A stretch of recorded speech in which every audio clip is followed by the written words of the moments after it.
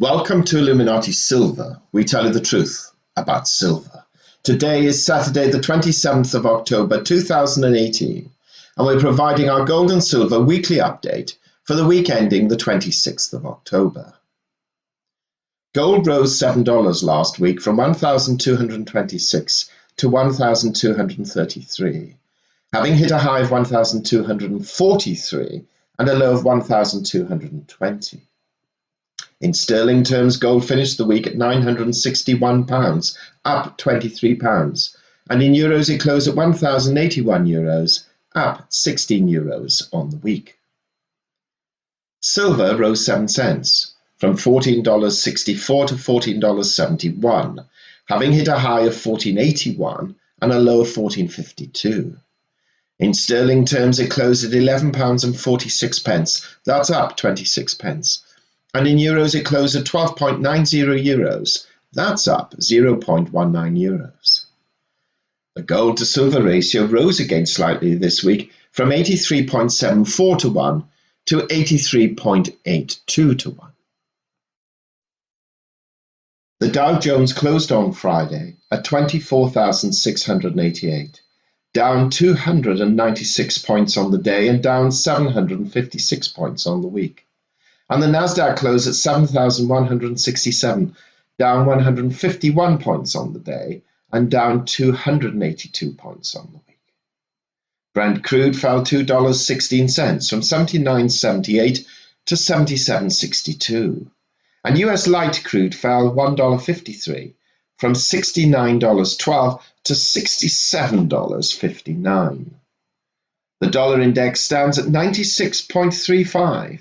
That's up 0.64 on the week. Well, we ended our report last week with the comment, quote, "We can see a further strengthening in gold and silver prices, though not necessarily significant," unquote. With gold up $7 and silver up 7 cents, this is what has come to pass. What is heartening, though, for those who want gold prices to rise, is that its price has risen, even though the dollar has strengthened over the past 2 weeks. Now, we have said that the dollar plays the largest part on price determination for now, and despite a rising dollar, both gold and to a lesser extent silver has bucked the trend. The market last week was jittery, but maintained an underlying positive momentum. Gold is finding it difficult to break through that 1250 level for the moment. However, this is not surprising, bearing in mind that voices from the Fed are still touting higher interest rates to come. With GDP figures stronger than expected, a 3.5% annual rate compared with 3.4% predicted, and with consumer spending growing by 4% in Q3, the strongest since 2014. Little wonder that we are seeing the dollar once again strengthening in price. Oh, what happened to that imminent dollar collapse? Not here yet, folks. Only 8 years late so far, well, at least according to the so-called experts. The Dow Jones eased again this week and falling below that psychologically important 25,000 level. We shall see how it fares this coming week, but stock markets generally do not like higher interest rates and relatively poor earnings against expectations, especially from Amazon and tech giant Alphabet, both certainly contributing to the overall market decline. All that said, chartists do see gold strengthening further, and once it has bypassed 1250, envisage a quick run up to $1,300. Silver, again volatile last week within a 29-cent spread between highs and lows, so not particularly dramatic, has still managed to strengthen a little, and this bodes well for the precious metal. Most analysts are predicting that the likely trend is to buy on dips, and this will continue to support silver for a while yet. Almost each one also cautions that if silver should fall back below $14, then we shall see a quick collapse to $13.50 and then even as low as $12. We are doubtful of this, to be fair. We can only foresee positive situations for both gold and silver prices, at least in the very short term, and certainly before any envisaged rate rise likely to be in December. As a quick check of the COT report, we can see the trend is confirming the positive momentum, with managed money reducing their short positions and increasing their long positions, operating slightly counter to swap dealers who are slightly increasing their short positions in both gold and silver. So let's take a look at the economic news to be announced this coming week. On Monday, we have personal income, consumer spending, and inflation figures for September. Quite an influential day, we would suggest. On Tuesday, consumer confidence index for October. On Thursday, productivity and unit labor costs for Q3. Also, market manufacturing PMI for October and the ISM manufacturing index for October. And on Friday, another big and important day, with non-farm payrolls for October, plus trade deficit and factory orders figures for September. So a busy and influential week for data, and clearly we are anticipating some market reaction to it. We wish to remind you that Americans will head to the polls on November the 6th to elect members for each of the 435 House seats and 35 of the 100 Senate seats. Republicans are hoping to maintain their majority in both houses. The stakes for President Trump are extremely high, since a Democratic victory in either chamber would give the party the power to open investigations into various aspects of his administration, and rest assured they will.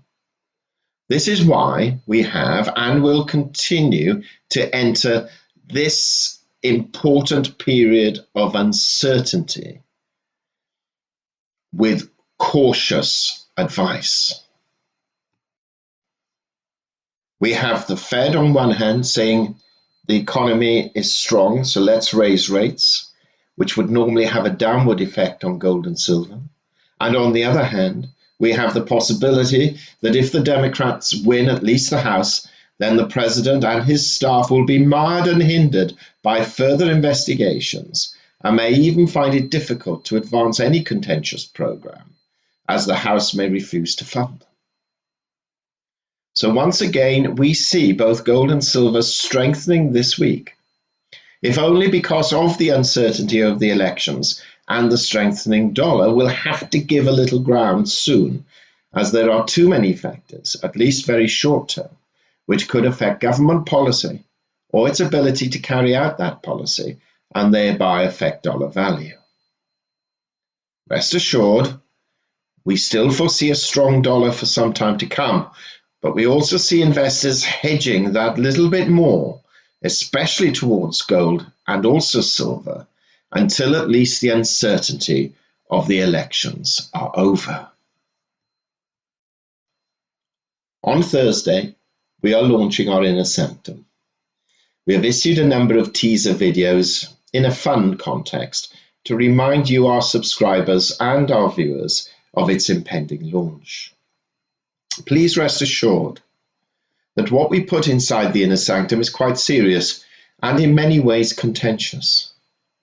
We cannot populate the site with everything we wish to from day one, but we'll be adding content, and a lot of content, each and every day.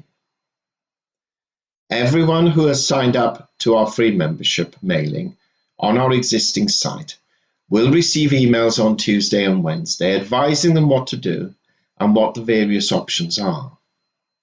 We're making a special offer to the first 100 members who join, and it is only right and proper that we confine this, at least in the first instance, to those who have followed us and remained loyal so far. What we can say is that there will be numerous ways to communicate with us, and content will not only be formal, as in the videos we're now producing, but also more casual, and often spur-of-the-moment videos may be produced as an event occurs. So Inner Sanctum members will be able to gain our thoughts almost immediately they occur, well, within reason. So please look out for that email on Tuesday or Wednesday. And if for any reason you haven't received it, please let us know by email to illuminatisilver@gmail.com. We hope you have found this video interesting and informative. And if so, please give it a thumbs up and share it on Twitter. Please ensure that you have subscribed to our channel and press the bell sign so that you are notified of any future videos. Also, kindly visit our website at illuminatisilver.com, and if you haven't already done so, please subscribe as a free member for regular email updates and offers. Disclaimer: Illuminati Silver owners come from a background of banking, international wealth management and economics. Having now retired from these worlds, we are not qualified to give investment advice.